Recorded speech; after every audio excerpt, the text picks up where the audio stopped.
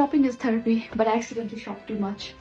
So now I'm going to do a try on haul. So first मा चाहिँ मैले यो denim shorts र black color को top किने यो black top मा चाहिँ अगाडि tie गर्न मिल्ने रहेछ very comfortable त्यसपछि यो floral top जुनको side मा bow बनाउन मिल्छ for some reason I feel like a doll in this कस्तो preppy कस्तो stylish अनि मलाई एकदमै मन पर्यो त्यसपछि यो pink color को र black color को top किने pink मा चाहिँ side मा ruffles रहेछ sleeve मा fabric नि कस्तो मिठो color ni mitto त्यसपछि यो black color ko top चाहिँ you know the basic essential everybody needs to have this kind of top यसको neckline नि एकदमै क्यूट लाग्यो र मैले यो लिए त्यसपछि यो शर्ट जसको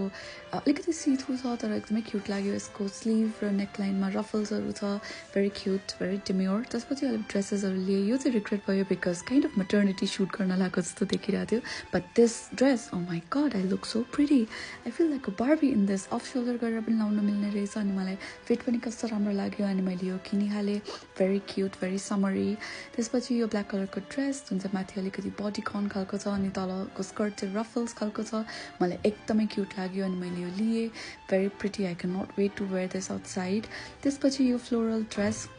अनि यो ब्ल्याक मा छ पछाडी ब्याकलेस छ अनि रिबन बनाउन मिल्ने टाई गर्न मिल्छ so yeah I love it for this summer त्यसपछि यो midi dress black and white polka dots भएको त्यसपछि यो चाहिँ अनरेबल मेन्सन बिकज मैले किनेको धेरै भइसक्यो तर मैले कहीँ लगाएर गएको छैन invite me to a party